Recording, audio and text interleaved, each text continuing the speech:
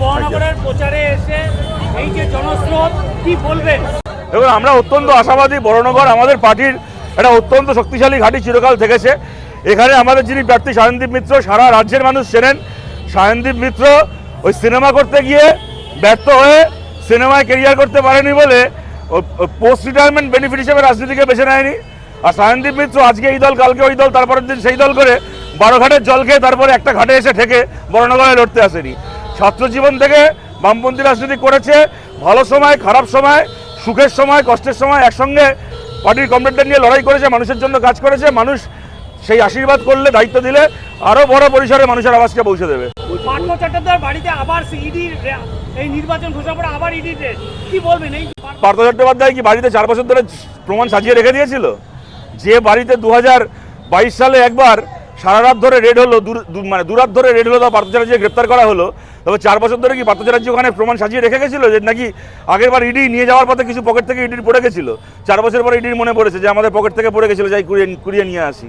এগুলো নেকামা হচ্ছে না? আমি আপনাদেরকে এবং আপনাদের মাধ্যমে যারা বাংলার মানুষ আমাদের কথা শুনতে পাচ্ছেন তাদেরকে জিজ্ঞেস করছি, বলুন তো, আজ থেকে 6 বছর আগে, 7 বছর আগে যখন হঠাৎ করে টিভিতে ব্রেকিং নিউজ দেখানো হতো যে অমুক তৃণমূল নেতার বাড়িতে ইডি ঢুকেছে, অমুক তৃণমূল নেতাকে সিবিআই ডেকেছে, সেই সিবিআই অফিসে উত্তর দিতে, প্রশ্ন তার হাজিরা দিতে ঢুকেছে, সারাদিন মানুষ খবর নিত যে কোনো খবর পেলি, ও গ্রেপ্তার হলো, কিছু হলো, বারবার করে ফেসবুকে চেক করতো, বারবার করে টিভি চালিয়ে দেখতো কোনো আপডেট আছে কিনা, সে গ্রেপ্তার হলো কিনা, নতুন কিছু এগোলো কিনা। আমি আজকে আপনাদেরকে জিজ্ঞেস করছি, এই যে কালকে যে পার্থর বাড়িতে ইডি ঢুকলো, সকালবেলা খবরটা দেখার পরে কজন মানুষ আছে তারপর দ্বিতীয়বার খবরটা দেখতে গেছে? তারপরে পার্থর বাড়ি থেকে ইডি কিছু নিয়ে বেরোলো কিনা, পার্থকে গ্রেপ্তার করলো কিনা, কিছু করলো কিনা? এই যে সুজিত বোসকে ডেকেছিল, সুজিত বোস যায়নি, ও গেল কি গেল না, কে খবর রাখতে গেছে বলুন তো? কেন মানুষ খবর রাখা বন্ধ করে দিয়েছে। এখন মানুষ জানে যে ইডি ঢুকুক, সিবিআই ঢুকুক, যাই ঢুকুক না কেন, এরা কিছু করবে না। যে কদিন মোদি আছে সে কদিন তৃণমূলের নেতা মন্ত্রীগুলোর আলটিমেটলি কিছু হবে না। মানুষ এখন খবর নেয় না। আপনারা আজকে প্রশ্ন করছেন, দুদিন পরে আপনিও আর প্রশ্ন করবেন না। প্রশ্ন করা ছেড়ে দিয়েছে মানুষ।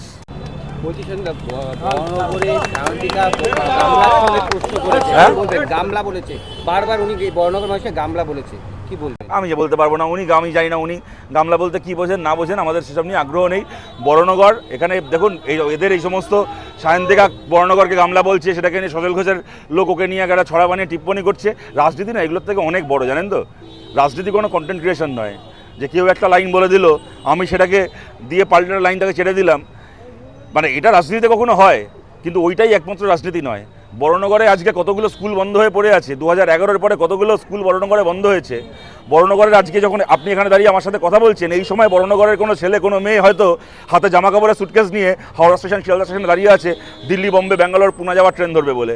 তার বাবা মা তাকে একটু পরে প্ল্যাটফর্মে ট্রেন আসবে, ছেলেটা মেয়েটা ট্রেনে উঠবে, ট্রেন চলতে শুরু করবে, ছেলেটার মা মেয়েটার বাবা ট্রেনের জানলা দিয়ে হাত গলিয়ে ছেলের মাথায় মেয়ের মাথায় হাত বুলিয়ে বলবে ওখানে ভালো করে থাকিস, চিন্তা হবে রোজ রাত্রিরে ফোন করবো, কেমন আসিস, খবর দিস, আর সামনের বার পুজোর সময় যদি ছুটি পাস একবার নিজের বাড়িতে বেড়াতে আসিস। হ্যাঁ, এইগুলো আজকে এই ছেলে মেয়েগুলো নিজের রাজ্যে ফিরবে কিনা, নিজের বাড়িতে ফিরবে কিনা, এই মাটিতে চাকরি বাকরি করবে কিনা, বরানগরের বন্ধ স্কুলগুলো খুলবে কিনা, বরানগরে তোলাবাজি বন্ধ হবে কিনা, সেইগুলোকে নিয়ে কথা নেই। এ বলছে গামলা, ও বলছে তার জলের ড্রাম। এই ছ্যাবলামি রাজনীতি খালি ছ্যাবলামি হয়ে থাকবে। কে কাকে কত ভালো অপমান করতে পারে, কে কাকে কত ভালো টিপ্পনি কাটতে পারে, এইটাই রাজনীতি হয়ে যাবে। স্কুল, কলেজ, হাসপাতাল নিয়ে কোনো কথা হবে না। আমরা এই ছ্যাবলামির বাইরে গিয়ে রাজনীতিকে সত্যি সত্যি মানুষের রাজনীতি করতে চাই।